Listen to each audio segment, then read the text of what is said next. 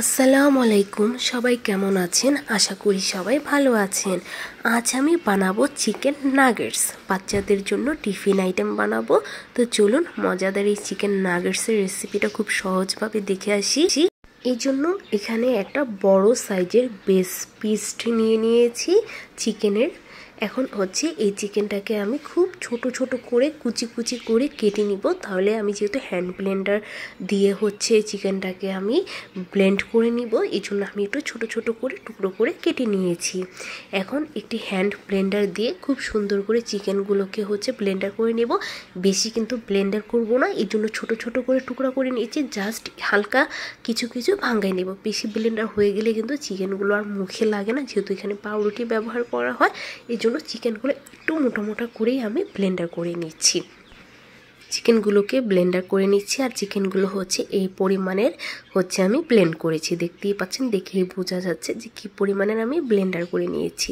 আর এখানে নিয়েছি 2 পিস পাউরুটি। পাউরুটিগুলোকে আমি ছোট ছোট টুকরো করে কেটে 4 টুকরো করে নিয়েছি। এখন ঠিক এইভাবে পানিতে চুবিয়ে নিচ্ছি। পানিতে চুবিয়ে সাথে সাথে কিন্তু এইভাবে পানি থেকে পাউরুটিগুলো চিপে যে পরিমাণে পানি হাত দিয়ে ফেলা যায়, ঠিক এভাবে ফেলে চিকেনের মধ্যে আমি পাউরুটিগুলো দিয়ে দিব। ঠিক এভাবে করে প্রতিটা পাউরুটি আমি এক সাইড ভিজিয়ে তারপর হচ্ছে উল্টে আরেক সাইড ভিজিয়ে সাথে সাথে কিন্তু তুলে নিতে হবে। একেবারে পাউরুটিগুলো একদম ভর্তা করে ফেলা যাবে না। হাত দিয়ে চিপে খুব সুন্দর করে পানিগুলো ফেলে হচ্ছে রেখে দিতে হবে চিকেনের মধ্যে। ঠিক এভাবে করে আমি পুরো 2 পিস পাউরুটি আমি এভাবে করে চিপে নিয়েছি। এখন দিয়ে দেব হচ্ছে এখানে কর্নফ্লাওয়ার। 2 টেবিল চামচ দিয়ে দিচ্ছি হচ্ছে কর্নফ্লাওয়ার। এখন দিয়ে দিব হাফ টেবিল চামচের মতো আদা ও রসুন বাটা। দিয়ে দিচ্ছি 1 টেবিল চামচ হচ্ছে সয়া সস। আর দিয়ে দিব 2 টেবিল চামচ টমেটোর সস। এখন একটা টুকরো লেবুর রস খুব সুন্দর করে চেপে এই চিকেনটার মধ্যে দিয়ে দিব। 1 টেবিল চামচ চিনি, 1 টেবিল চামচ থেকে একটু কম। আর দিয়ে দিচ্ছে হচ্ছে পরিমাণ মতো লবণ। যেহেতু সয়া সস আছে তো লবণটা একটু বুঝে শুনে ব্যবহার করতে হবে। আর দিয়ে দিব হচ্ছে 2 টেবিল চামচের মতো তেল। আপনারা যে কোনো তেল এখানে ইউজ করতে পারেন, আমি এখানে অলিভ অয়েল তেল দিয়ে দিলাম। এখন খুব ভালো করে এই চিকেন পাউরুটি তারপর মশলাটাকে মাখিয়ে নিতে হবে। আপনারা চাইলে কিন্তু এটা পুরোটাই ব্লেন্ডারে জাস্ট ব্লেন্ড করে নিতে পারেন, তখন আর হাত দিয়ে কোনো ঝামেলা থাকলো না। আমি হাত দিয়ে মাখিয়ে নিচ্ছি সবগুলোকে। খুব সুন্দর করে আমি চিকেনটাকে মাখিয়ে নিয়েছি। এখন একটা স্কোয়ার ডিশ নিয়ে নিয়েছি। এখানে আবার একটু তেল দিয়ে পুরো ডিশটাতে আমি তেল মাখিয়ে নিচ্ছি। এখন এখান থেকে চিকেন নিয়ে এই পুরো স্কোয়ারটাতে আমি চেপে চেপে সমান করে দিয়ে দেব। তাহলে আমার লেভেলটা বুঝতে আর অসুবিধা হবে না যে আমি কি পরিমাণের সবগুলো নাগেটস, তাহলে সাইজগুলো কিন্তু এক সাইজ হবে। জাস্ট এটা করার জন্যই হচ্ছে আমি এখানে এটার উপরে চেপে চেপে বসিয়ে দিচ্ছি। পরে কিন্তু আবার হাত দিয়ে নাগেটসের শেপটা দিতে হবে। জাস্ট এটাতে করাতে কি হলো, সবগুলো হচ্ছে নাগেটসের চিকেনটা পরিমাণটা বোঝা যাবে যে আমি কি পরিমাণে নাগেটসেরটা নিচ্ছি। এখন হাত দিয়ে একটু সমান করে দিলাম। এখন ছুরি দিয়ে আমি যে পরিমাণে নাগেটসগুলো বানাবো এরকম একটু সাইজ দিয়ে নিচ্ছি। পরে কিন্তু আবারও বলছি এগুলো শেপ দিতেই হবে। আমি জাস্ট পরিমাণটার জন্য হচ্ছে এরকম করে নিচ্ছি।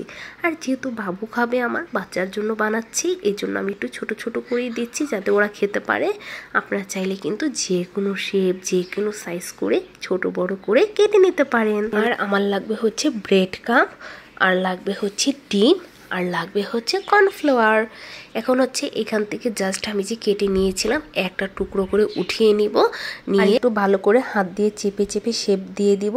এখন সবার আগে হচ্ছে এই নাগেটসটা হচ্ছে আমি কর্নফ্লাওয়ারের মধ্যে দিয়ে দিলাম। পুরো নাগেটসটা হচ্ছে কর্নফ্লাওয়ার দিয়ে আগে কোট করে নিব। ঠিক এইভাবে একটু চেপে চেপে করে নেবেন সুন্দর করে, তাহলে কোটটা খুবই সুন্দর হবে। এখন সেই চিকেন আর কর্নফ্লাওয়ার এটা আমি দিয়ে দেবো ডিমের উপরে। ডিমের উপরে জাস্ট 2 সাইড একটু খুব ভালোভাবে ভিজিয়ে নিয়ে এখন দিয়ে দেবো ব্রেড ক্রাম্বে। এখন খুব সুন্দর করে চেপে চেপে পুরোটাতে ব্রেড ক্রাম্ব লাগিয়ে নিব যাতে কোনো অংশ ফাঁকা না থাকে। এখন একটা একটা করে আমি বানিয়ে ঠিক এভাবে হচ্ছে প্লেটের মধ্যে রেখে দিব। এখন আবারও আরেকটা পিস আমি উঠিয়ে নিলাম ওইখান থেকে। এখন আবারও হাত দিয়ে খুব সুন্দর করে শেপ দিয়ে দিচ্ছি। এখন ঠিক সেমভাবে আবারও কর্নফ্লাওয়ারের মধ্যে দিয়ে নিব এই চিকেনের নাগেটসটাকে। তারপর আবার এটা হচ্ছে ডিমের ভিতরে চুবিয়ে নিব। ডিম থেকে উঠিয়ে নিয়ে প্লেট ক্রাম্বে দিয়ে দিব। এখন ব্রেড ক্রাম্বটা দিয়ে খুব সুন্দর করে চেপে চেপে মাখিয়ে নেব। ঠিক সেমভাবে করে আমি এখন প্রত্যেকটা নাগেটস বানিয়ে নিচ্ছি। আর এই পর্যায়ে কিন্তু আপনারা এই নাগেটসগুলো ফ্রোজেন করে রেখে দিতে পারেন। যখন প্রয়োজন হবে যে কয়টা করে ভেজে বাচ্চাদের স্কুলে টিফিন বা সন্ধ্যার নাস্তাও দিয়ে দিতে পারেন। এখন এগুলো আমি একটু ফ্রোজেন করে রাখবো প্রায় 10 মিনিটের মতো। আর আপনি যদি ফ্রোজেনও না করেন তারপরেও কিন্তু আপনার নাগেটসগুলো 10 থেকে 15 মিনিট ডিপ ফ্রিজে একটু রেখে সেট করে নিতে হবে। এখন তেল দিয়ে দিচ্ছি। আমি সারা রাতের জন্য ফ্রিজে রেখে দিয়েছিলাম, তারপর দিন সকালে আমি টিফিনের জন্য বাবুকে ভেজে দেব, এই জন্য তেল দিয়ে দিলাম। তেলটা হালকা গরম হয়ে আসলেই প্রত্যেকটা নাগেটসটা এখন যে কয়টা পরিমাণে আপনার বাবুকে দিতে চান ঠিক সেই পরিমাণে দিয়ে দেবেন। বাকিগুলো কিন্তু আবার বক্সে ভরে বা জিপলক ব্যাগে ভরে আবারও রেখে দেবেন এর পরের বারের জন্য। আর যখনই ভাজবেন এর 10 থেকে 15 মিনিট আগে ফ্রিজ থেকে নামিয়ে নেবেন, তখন ভেজে নেবেন। এখন আমি খুব সুন্দর করে উল্টিয়ে পাল্টিয়ে ঠিক দোনো সাইড লাল লাল করে ভেজে নিব। এক সাইড লাল লাল হয়ে ভেজে গেলে আবার অপর সাইডে আমি উল্টিয়ে পাল্টিয়ে লাল করে ভেজে নিব। আর চুলার আঁচটা অবশ্যই কমিয়ে কমিয়ে ভেজে নেবেন, কারণ যেহেতু চিকেনগুলো কিন্তু কাঁচা, চিকেনগুলো তো আর সিদ্ধ করে নেওয়া না, তাই চিকেনটা পুরোপুরি রান্না হতে হবে, এই জন্য খুব ভালো করে ভেজে নিতে হবে। এখন এই পর্যায়ে প্রত্যেকটা নাগেটস আমার ভাজা রেডি হয়ে গেছে। এখন আমি নাগেটসগুলো তেল ঝরিয়ে উঠিয়ে নিচ্ছি। কেমন লাগলো বলুন তো আপনাদের কাছে চিকেন নাগেটসের রেসিপিটা? আমি কিন্তু খুব সহজভাবে রেসিপিটা আপনাদের সাথে শেয়ার করেছি। ঘরে জাস্ট যে পরিমাণের উপকরণ আছে সেগুলো দিয়ে কিন্তু আপনারা বানিয়ে নিতে পারেন। আর এটা খেতে খুবই মজাদার। আমার বাচ্চারা তো এই নাগেটসটা খুবই পছন্দ করে।